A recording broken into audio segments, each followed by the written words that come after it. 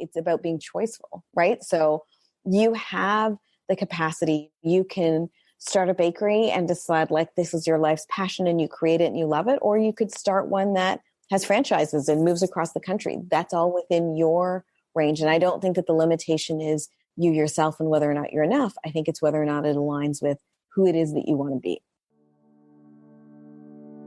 Welcome to the Midlife Reinvention podcast. I'm your host, Kavita, and the founder of Power Purpose Play, a global community of women in midlife. I'm here to tell you that it's your time now to rediscover what has always been inside of you and bring that out into the world. If you're wondering what's next, but don't know quite what that is, or if you feel a twinge in your heart telling you that you have so much more to do and so much more to offer, you're in the right place. Ask yourself, if not now, when? Do you want to leave your job, start your own business, take control of your health, reignite the passion in your marriage, write that book, or at least that first chapter? Transitions like this can be daunting, but through listening to my story and interviews with incredible women every week, I hope to inspire you to take action. I rediscovered myself after the age of 50, and I know you can too. It's my time now to help you do just that. I'm so excited you're here. Let's dive in. Welcome everyone to another episode of the Midlife Reinvention. I'm your host, Kavita, and the founder of Power Purpose Play, which is a global platform connecting women in midlife together. If you're new to this podcast, my goal is really to inspire and empower you to listen to that voice in your heart and take the first or the next step to really manifest your true calling, regardless of your age or your circumstances. So to that end, my guest today is sure to inspire you to do just that. I'm so thrilled to have on the show today with me, Lisa Mattam. I was introduced to Lisa recently, and since then I've been so impressed by all that she has been able to achieve. So I can't wait to talk to her all about that. And just to tell you a little bit about Lisa first, Lisa was named by Oprah Magazine as one of the top 10 emerging women entrepreneurs in Canada and recognized by the Indo-Canada Chamber of Commerce as a Female Entrepreneur of the Year.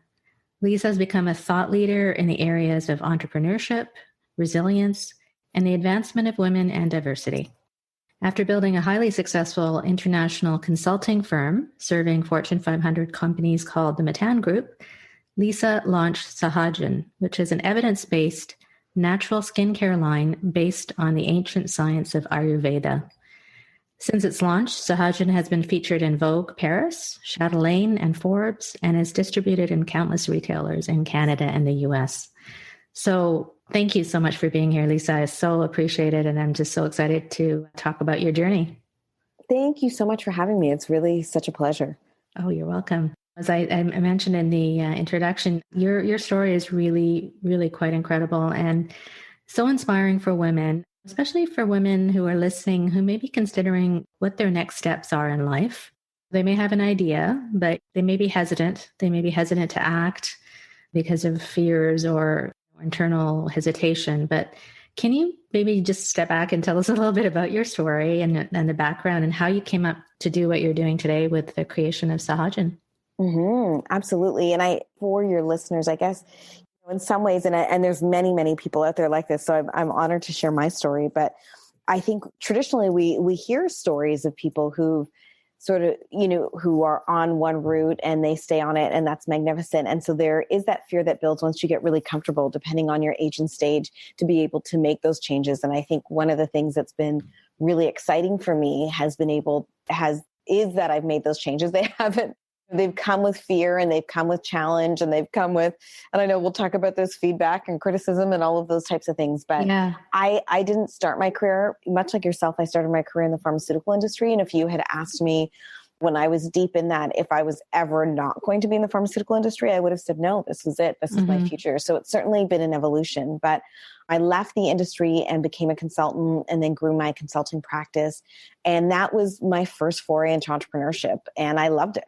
Mm-hmm. And it was challenging, and it had its ups and its downs, and you definitely feel more emotionally attached because it's yours. And I mean, I felt emotionally attached to my corporate job too. So I think I'm just a person who loves to work and puts a lot of personal stock in it. Mm-hmm. But there is a difference, I think, when you're doing it yourself, because you kill what you eat what you kill. Yeah. So you're not killing anything. And particularly in consulting, right? Because you need to get the next project and the next project. And that was the first opportunity for me to really dip my toes into entrepreneurship. And I realized I loved it. And who knows, maybe one day I go back again, or I join an organization, but I really enjoyed it. And I remember thinking, maybe this isn't the last company that I run. And then a number of years ago, when I was pregnant with my second child, I came home, and my daughter was almost 3, and she was at the top of the stairs, and she had been home with a nanny, and she had gotten into my skincare, and she had it all over her face, super, super thick, the way that kids do. Yeah. And I remember looking up and thinking she was so cute, but also thinking, oh my gosh, it's like, what's going to happen? Well, I remember thinking, oh my gosh, it's like $1 million on your face. Well, not quite $1 million. I grew up in a very frugal household. Pretty much, right? Anything feels like quite expensive.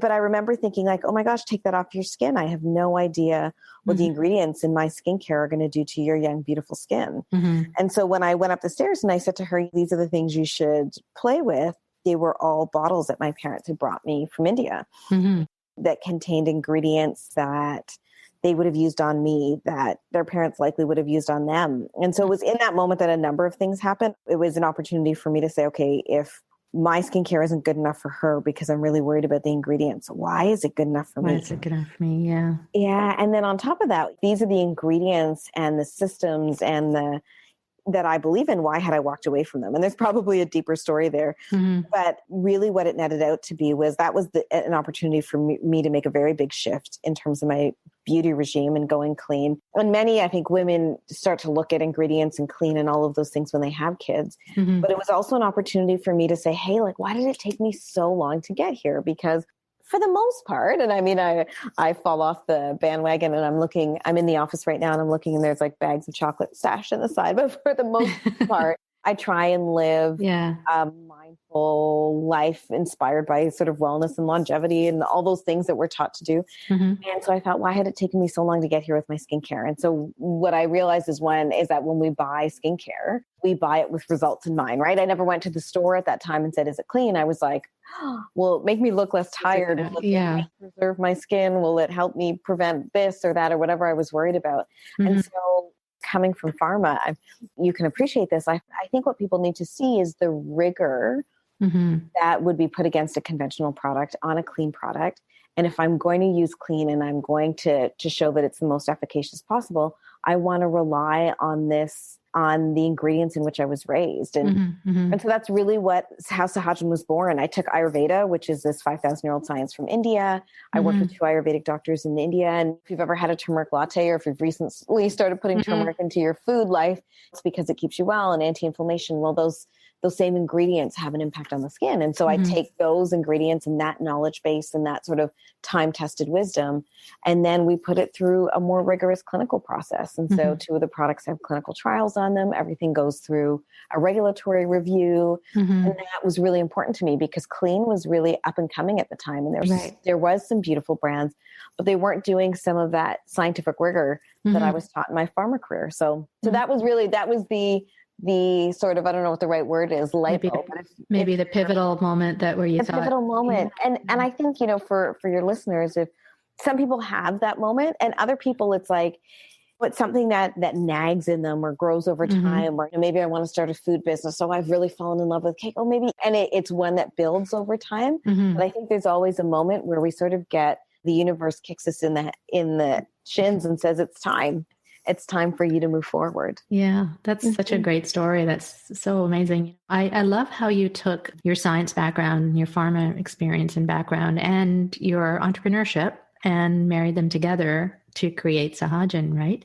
And I really, truly believe that when we're thinking about the next step or we're trying to rediscover our passions and what do we want to do moving forward, we don't necessarily have to completely let go of who we are or what our experiences have been. We can tap into those experiences, and it's not like you have to let go of everything. You just have to rediscover what's always kind of been inside of you, which is what I kind of always say. But you discovered the need for Sahajan and then you went for it. So I guess I want to tap into that a little bit because many of our listeners, like you said, they have this thing. It may nag at them for a long time, but they never do anything about it because perhaps they're afraid to do so or they lack the courage.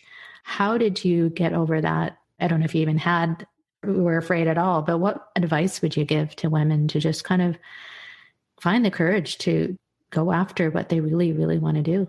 Yeah. What's interesting about it, and I think the good part of my personality and the bad part of my personality, or there's probably many of those, but is that when I have an idea or when I think of something, I sort of launch into feet first. So I made this decision. I remember telling my husband and he sort of put his hand on his head and said, "Oh, everything's going so well."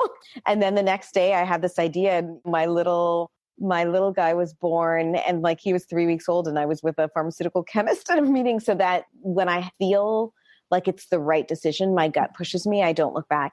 Where I think I felt challenged with courage and resilience has actually been after the fact. And it's been many, many times when I've either faced challenges or I've faced failure or when I started this idea, I didn't share it with many people. And I did that on purpose. And part of the reason I did that was because I didn't want to hear what people would say, because I didn't want anybody to discourage me. And I didn't want anybody to say, like, have you lost your mind? Like, isn't that interesting when that happens?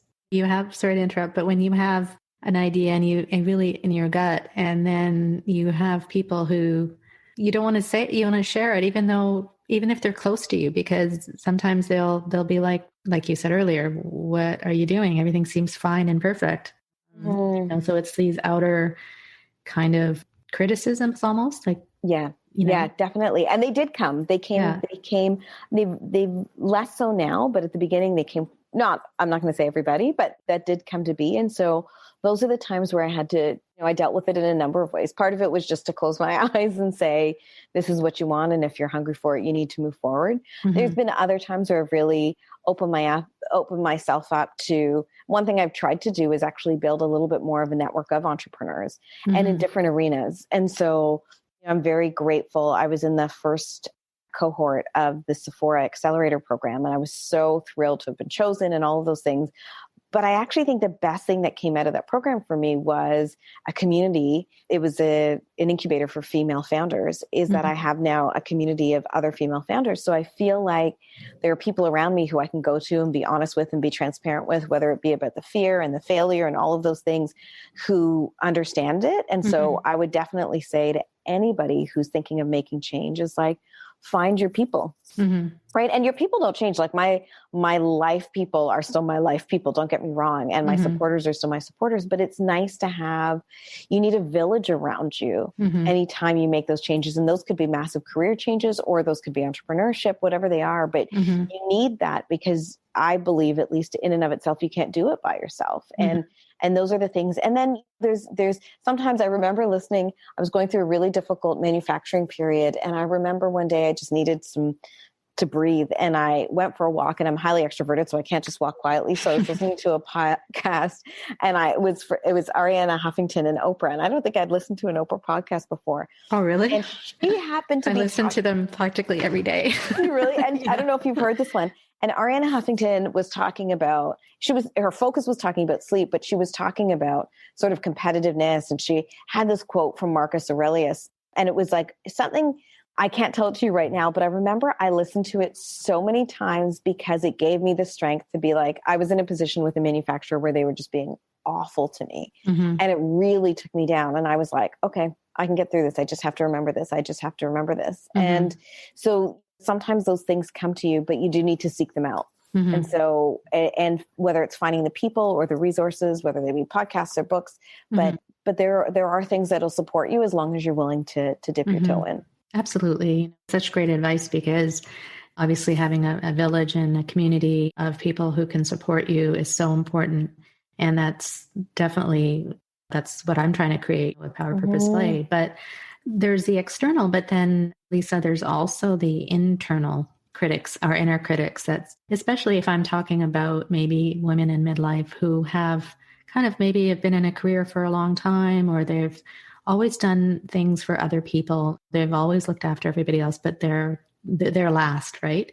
And so they're at the stage where they're like, okay, well, I don't think I can do anything else. I'm not good enough. I'm not enough, right? So that's something that the audience and people who are listening, I think a lot of them do face. And you sound like very confident and all that, but was there any ever time that you had that in those internal? Oh my gosh, critics? all the time. Yeah, definitely. And even I'm going to make some huge assumptions about your audience for a second, but I remember realizing, like, even when I went to the Sephora program, I felt older than many of my people in my cohort. Even in terms of having children, I had children. There was one other person in our cohort who had children, and I love my kids. They're the light of my life. But it does change the way that I'm able to act and operate, and even the energy that I have in which to operate. And so sometimes I hear people on the phone, and or even some of my friends who I've met through that program, and I would feel like, I felt like I was always having to. And maybe this is something I put on myself, but I feel like sometimes I feel like I'm picking one or the other. Like if I work too hard, am I taking something away from the kids? If I'm too children focused, am I neglecting the opportunity that lies? And I think some of those difficulties are there. And then I think it's like, was this the right time of my life to do this? And I think everybody asks themselves this question, like, am I the right person?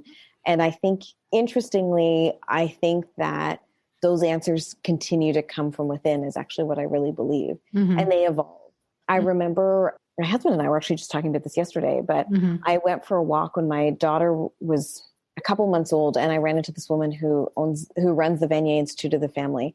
And we were talking about women and careers and work. And one of the things she had said to me at the time was, actually, when your kids are going to need you is not when they're babies, is when they're older, is when they're like 11, 12 and sort of moving on into their teens. Because when they're 1 and 2, most people can hold them and hug them and feed them. And what they need is love. And they can get that from grandparents. They can get that from a lot of people. But as they start to grow, you want to be there when they're starting to develop. And it's interesting because my kids are headed in that sort of age group. And so I think all the decisions that I make really, they do change, or the way that I work changes. The fact that we've had COVID and the way that I work changes. But it's always what I try and make sort of my North Star is like, who do I want to be at the end of this?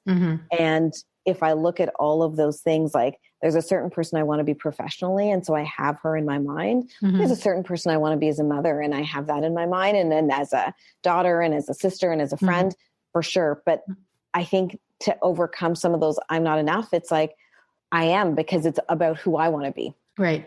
It's not about who somebody else is. And it's not, sometimes I have friends who say, like, why don't you turn this into a $200 million business? And I think, yeah, maybe, or maybe it's a third of that. And that's still pretty amazing. And don't get me wrong, it's not a third of that yet. But what I mean by that is that I think it's about, a word that I used to use in my corporate career a lot is it's about being choiceful, right? So you have the capacity, you can start a bakery and decide, like, this is your life's passion and you create it and you love it. Or you could start one that has franchises and moves across the country. That's all within your range. And I don't think that the limitation is you yourself and whether or not you're enough. I think it's whether or not it aligns with who it is that you want to be. And so I think I knew when I started this, like, and I remember we launched at the Toronto International Film Festival, and someone said to me, why did you make that investment? Like, why would you, not knowing, because I remember we had no retail, we had nothing. And people said to me, why would you make, it's a big investment for a brand that's solely owned. And I said, well, because I knew I wanted this brand to be on the global stage. And so I thought I would start it there. And I felt that confidence of saying, like, that is my vision. And so that's the vision. I'm going to create a brand that's around that vision. That's so great. What I really loved about, I loved all you said, but specifically is when you said that it sounds like you really have a solid vision and understanding of what you want in all aspects of your life, whether it's your career, your personal life as a mother. And I think that's so important in that we don't have, I think from what I get from that is we don't have to give up parts of ourselves. Like we don't have to, if we're a mother, it doesn't mean that's all we are. Like we can pursue what we really want. And if you really go internally and have that vision that's very clear, then I think that would lead you to overcome both the internal obstacles that you may have, but also societal expectations of you're doing well, but why are you rocking the boat or anything like that? So I really think, for me anyway, I went internally, and it wasn't a sudden thing where it's like, okay, well, I had this nagging feeling in me for about 3 years before I actually changed or made the change. But I did make the change, and that's what I'm really hoping that people who are listening will realize that if they have that twinge in them, in their hearts, really listen to it, because it's telling you something. It's the universe telling you something, right? So that's great. So I wanted to ask you also, I was looking through the website, and there was a quote about your products, and it said that my commitment to you is to bring you evidence-based products that balance healthy, mindful living with the rich heritage of the Ayurvedic traditions in which I was raised. And I really love that, because I wanted to ask you, why was it important for you to create Sahajan? I mean, what kind of values does it stand for? And why do you think that's important to stand by your values? And especially now in what we're facing with the pandemic, I think just talking about values and what Sahajan stands for you. Yeah, thank you. What a great question. It's interesting. I don't think there's ever been a better time for authenticity. And so I think primarily I've always wanted people to feel that they had transparency into the brand. And transparency looks in a number of ways. So I've always committed for it to be clean. And we have like a list, and we're with some of the leading clean beauty retailers. And so they have their definitions of what clean looks like. So I've always wanted to be clean. It was really important to me to be based on Ayurveda, because yes, it's the tradition in which I was raised, and it comes from India.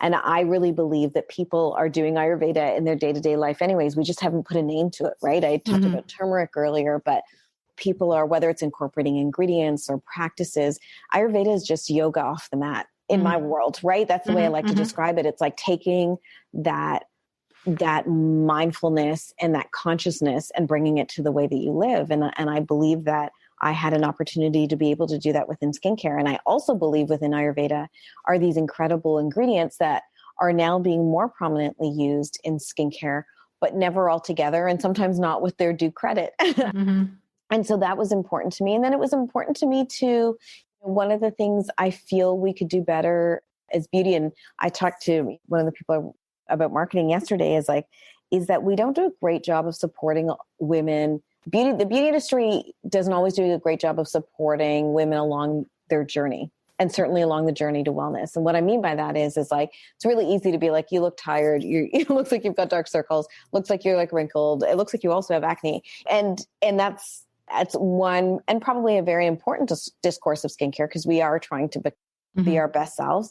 But I think the other thing we have to do is really balance that communication, which our bestseller is our Nourish face cream. And I describe it to people as like, I believe it nourishes your skin back to its healthiest center. And I feel like one of the most amazing opportunities I had, which I didn't expect would be part of this journey into a skincare brand, was we launched this small spa chain called Pure and Simple here in Toronto. And so they have a couple of locations downtown in Richmond Hill and Mississauga and out to Oshawa. And I did this roadshow, and they had me. So they wanted me to meet one-on-one with clients, and they wanted me to give these mini facials. And I wasn't a trained esthetician. So I went and got trained by someone on how to do like Ayurvedic face massage and all this stuff. And it was a really interesting opportunity for me, who can be a person who, like, I love to think and I love to talk, and I'm behind the computer and social media. But as I was meeting these clients one-on-one, every time I would be really struck by how beautiful these women are. And I was like,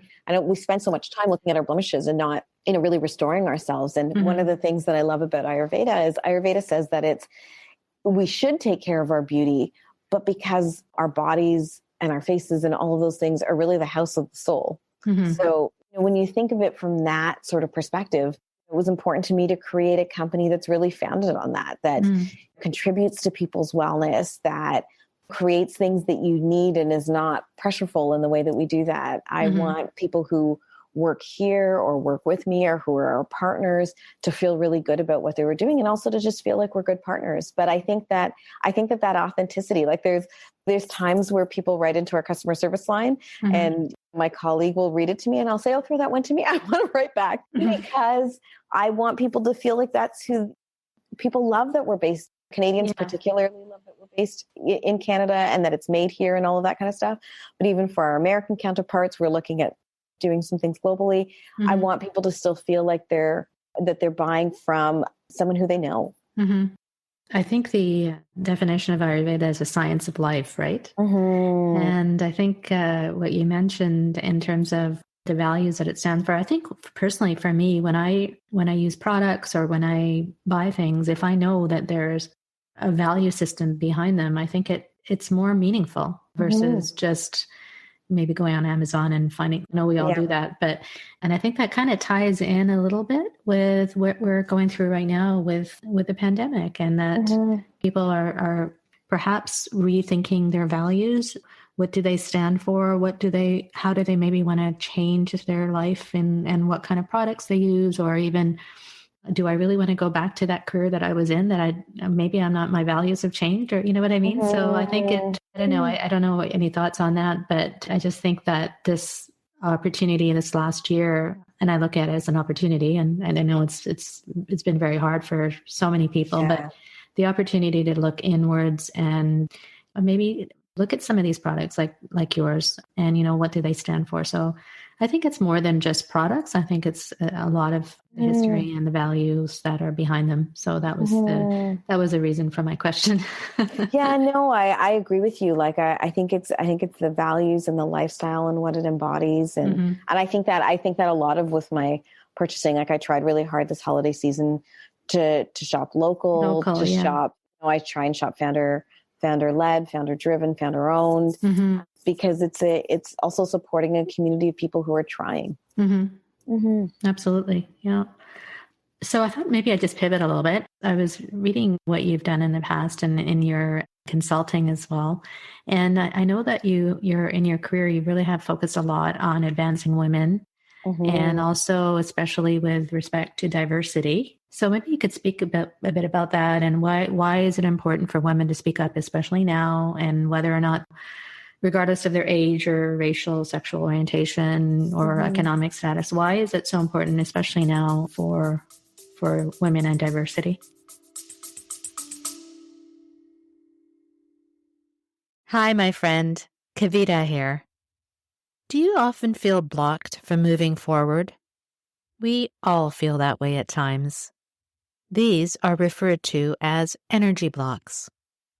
I've created a short, actionable PDF guide to help you release your negative energy blocks. Click the link in the description to download it now for free. Now, let's get back to the episode. Yeah, I mean, I think the time has always been, but I think we're in an incredible place where people are listening. And that's what I think is amazing. I think we've seen in the events of the last year, obviously the pandemic, the passing of George Floyd, the Black Lives Matter movement, and the conversations that have happened as a result have really, I hope, allowed people to be able to do two things. Is one, be able to share their lived experience. And then the second is for other people to listen. To what that is. And I think that's an important thing. And if we're thinking specifically about women, if you look at the beauty industry alone, more than 80% of beauty companies, and so my number might not be, I can't tell you exactly the number off the top of my head right now, but are run by men, where the industry in itself, wouldn't exist if it weren't for women. And it's interesting. I'm with this one clean beauty retailer in the US called Credo. And it's this amazing, it was actually founded by one of the initial CEOs of Sephora. And, they're on a mission to create this new world of clean beauty. But one of the things that they've done, and I've seen this a lot in the indie beauty community, is really support women, because a lot of, again, my data isn't in front of me right now, but I think it was something like, as of last year, I think only, okay, I'm going to have my numbers wrong, but I think it's like in the history of the US, I think there've only been like 16 Black women who've raised more than $1 million of funding. Wow. Like the number, because I remember who 14 and 15 were. So the number might be higher now. But if you think about that, and we know that Oprah exists and Shonda Rhimes exists, that isn't a lot of people. And we know that women typically get disproportionately less funding. There's there's so much data that says that you can have a man and a woman that present the same pitch deck. And for what would be positive for a man, maybe being, what's the word I'm looking for? Like being really aspirational or ambitious with their numbers looks like naivety to women. We know we know that we're not always assessed on the same platform. And so the reason why our voices are important now is because, one, we need to, I think I really believe in diversity. It's a push and a pull. I think that those in positions of power, and oftentimes we as women are there as well, have a responsibility to create an environment where we're bringing others in and where we're reaching back and saying, how do we create a fair and equitable environment? And I think we ourselves also have, those of us who might feel marginalized or who haven't been represented or who haven't been seen, we also have a responsibility to reach forward and say, I want to be there. It doesn't mean everybody has to do that. Again, it's within the breadth of what it is that you want to accomplish. But we all have this. And I think the thing that we've learned over the last year is we also all have a responsibility. It's something that I talk about with my kids all the time. I had a really strange conversation with my kids because they asked me a question and I got further deeper than they wanted to go. But I was like, here's why you have a responsibility when it comes to racism. And here's where you have a responsibility, because when you have privilege, whatever that privilege is, whether it's privilege of you have your parents who are supporting, whether you're whatever it is, we have a responsibility to others. And I think from a career standpoint, again, the data is very clear. And the only way the data is going to shift is if those people in a position of power are able to make tangible commitments to change. And if we hold them accountable to that. And we be part of the system that makes those changes happen. And I think all of those things are incredibly important. And even when I think of Sahajan, I remember sitting down with a girlfriend and saying to her when I was about to launch this, and I said to her, one of my worries about launching Sahajan was I'm very passionate about beauty and clean beauty and wellness and very inspired by it. But would I be letting go of some of the platform and some of the belief systems and some of the things that I advocate for within women in diversity? And she said to me, no, like if you're successful, imagine the different places you'll be able to speak. Imagine the different tables you'll be sitting at.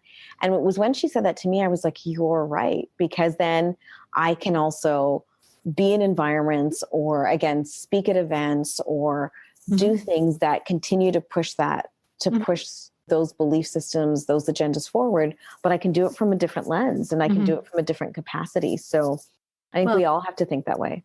Well, absolutely. I mean, you're a role model for others who maybe you had this idea and it was born and you went for it. And being an Indian woman, you're a role model for a lot of people. I mean, thank you. And you too. Well, I wanted to go, thank you. I was going to go back to that power thing that you said about people in power, but I also think that, I don't know what you think of this, but one of the reasons I called my business Power, Purpose, Play is the power part is not necessarily always the power roles that we play, whether it's in corporations, but it's our internal power. And I think often I believe that really, if we have something inside of us, we have to have the courage to bring it out. And I think it's almost an obligation. Yes. It's really an obligation. Like if you have a talent or if you have something it's an obligation for you to bring it out into the world. I think so. It's like we're born of this potential and we have a responsibility. And I hope it's okay. I'm going to take you a little bit off course, but you brought up at the end, like we're both South Asian heritage, where our parents are both from India. And one of the things that I think potentially held me back or factored into my mind was sort of, and I think it's cultural, but it's a little bit of like, what will people think? Oh, absolutely. Yeah. Like you went to school and you have an MBA and you have this great corporate job, and what will people think? And I could hear it in the back of my mind before I even verbalized the business to a lot of people. And it is something. And I think when you're I think the beautiful thing about being in a culture that's, again, ambitious and values oriented and community based is that village serves you. But sometimes that fear of breaking off the path can be very challenging. And that isn't just cultural. I think we see that in other places, but I think it sometimes, as you say, it behooves us to still look for that, to still go for that potential, even when it seems like others might say, hey. Yeah. I mean, yeah, absolutely. I mean, I think it's probably not only in the Indian culture, but probably in other cultures. But for me, I was encouraged to get the education. I got the 2 degrees, and I encouraged to get married and have kids and follow the traditional path, and which is great. And I think it's because of our parents and their generation. That's what they knew. They struggled when they came here, and they wanted us to be successful. So, but I think you're right. I think it's time for us to really look at those societal expectations or traditions and say, maybe I don't have to follow the exact prescription that was laid out for me. So that's a really great point. Wow. Great conversation. Maybe I'll just ask you this, and something that popped into my head. What would you say that you are most proud of? Oh gosh. I know it's a hard one. That's a hard one. Oh my gosh. What am I most proud of? Yeah. I don't know. I don't know. I think and so I was about to answer my kids, but that sounds that might not be it's true. I mean, yeah, but I am proud of my think kids. I am. I think I'm very proud of my children, but I think for myself, if I was talking personally, and I feel like I'm constantly pushing myself in the direction of that potential. And it isn't easy, right? I told myself I want to be someone who exercises every day at 6 a.m. And today I was up last night talking to a girlfriend and didn't get up. And so those things are fine. Right. But I feel like the thing that I'm proud of myself is that I'm constantly trying to align myself with the person that I want to be. I think that's, yeah. But if you ask me, ultimately, I would still say my kids. Yeah. Well, as mothers, we should always be. Right? But that's a great answer, because, and that's the thing, is just pushing yourself a little bit over the edge, taking that first step. And oftentimes that's the difficulty when we have new things ahead of us, that it's always that first step. But once you actually take the first step, and kind of rolls into the next step, and then you just get the confidence. So, and it doesn't require perfection. I think that's what it is. I think the thing we worry about is that any of these things are messy, and growth is messy. And so when we think of it in that framework, it's like, yeah, I can push myself. Use the example earlier of if someone who's passionate about baking and really wants to give that a try, it's like, yeah, you can push that. And maybe one day you try and make a wedding cake and it just crumbles in front of you, but that doesn't make it that doesn't make you any less on the journey. But you're learning, right? So you won't do it the next time. So exactly. That's fantastic. Wow. Okay. Well, just before we wrap up, I just wondered, is there any final thoughts you might have? Any encouragement or words of advice for our listeners today? Oh, thank you so much. I mean, I hope that your listeners have found some value. And I think that I guess the only thing I would say is, and it's something I tell myself, but it's within us is this incredible potential to do things. And so while we face fear, I say this to myself, right? While I face fear, and while I have moments, I'm preparing to be on the Shopping Channel on Tuesday. And before you called, I was looking through my notes, and it's interesting because I've been on several times, but right before, it always looks like it's summertime when you see me on the Shopping Channel, because I know I'm going to break into this huge sweat. Because that's amazing, though. Yeah, it is. And I think the learning for me is just because it makes us scared, it doesn't mean it's not worth doing. It's actually probably means it is worth doing. Right. So, say that again. I just because it makes us scared. Yeah. It doesn't mean it's not worth doing, or it doesn't mean we should shy away from it. It might even mean that it's actually in line with what we should be doing. That's really great. That's a really great way of putting it. Awesome. So that was just such a great, we covered a lot, but I just wanted to ask you, for our audience, where can we find you? Where can they learn more about your products? And what are your plans? What do you got going on right now? Anything special? Yeah, thank you. So you can always find us online. So sahajan.com or sahajan.ca, Sahajan is how you spell Sahajan. And for your listeners, I so appreciate everybody, and so would be delighted to offer a discount in honor of your podcast. I think we talked about calling it Power 15 for 15% off. Oh, wonderful. And Thank you. we'll make that available. And I know you said we can add some notes in terms of how it's spelled and how long the discount is available. And I would love for people to get to know it. And yeah, if you're in North America, it's available at a variety of retailers. At the shopping channel we just talked about. If you're in Canada, well.ca. Is it available online, Lisa? Or? Yes. So online on ours is sometimes the easiest, because then you can see the full array and you can also get to know the brand really well. Okay. So you can buy it directly from your... Yeah, buy it directly. Okay. Yeah, okay. Please. Yeah. I would love that. And I would love for people to just explore and we continue to launch new things. So stay tuned for what's to come. And I hope it's all great things for the business. And really, when we think about like mission-driven businesses, I hope we continue to do good things that support other women. So thank you. Well, absolutely. So I really would encourage everyone to check out Sahajan and Lisa and all the great things that she's doing. As we talked about, her products are very value-driven and they're rooted in science, old science of Ayurveda. So I think very generous of you to give the discount, and check. We'll have everything on the show notes. And I really appreciate your conversation, and I really enjoyed it, and a lot of good pearls there. And just to let everybody know that follow your passions, and Lisa is a great example of somebody who's done that. So appreciate your time today, Lisa. Oh, thank you so much. Thank you so much. My pleasure. Take care. I so enjoyed my conversation with Lisa Mattam, and I hope you did as well. I love her views on beauty and living a life which aligns with our values and our passions. Her products not only bring forward the benefits of the age-old science of Ayurveda, but also force us to think about how we want to live our lives with mindfulness and with consciousness. Here are Lisa's key takeaways. Number 1, our pivotal moments can be sudden, or they can build up to a point where we finally say, it's time now for me to move forward. Pay attention to these moments. Number 2, to find the courage to go ahead and go after what you want, A, listen to what your gut tells you. B, avoid people who discourage your new direction. C, build a community of people around you who can support you and with whom you can be honest and transparent with. Number 3, for anyone who's thinking of trying something new, it's difficult to do it by yourself.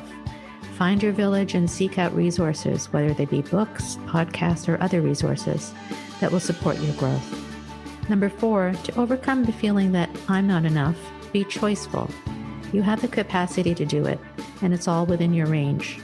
It's not whether you are enough, it's whether it aligns with who you want to be. Number 5, there's never been a better time for authenticity and transparency and standing up for your values. We all have changing values. Now is the opportunity to look inwards and discover those changing values. Number 6, Ayurveda is really taking yoga off the mat, taking mindfulness and consciousness and bringing it to the way you live. Ayurveda says that we should take care of our beauty because our bodies are our houses of our soul. It's the science of life.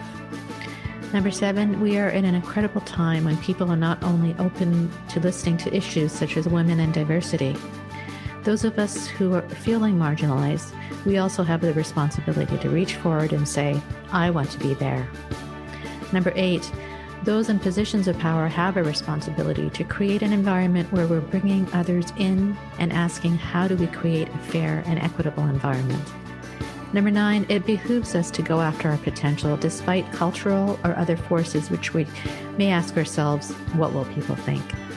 Number 10, just because it makes us scared doesn't mean it's not worth doing. In fact, it may mean that it's aligned with what we should be doing.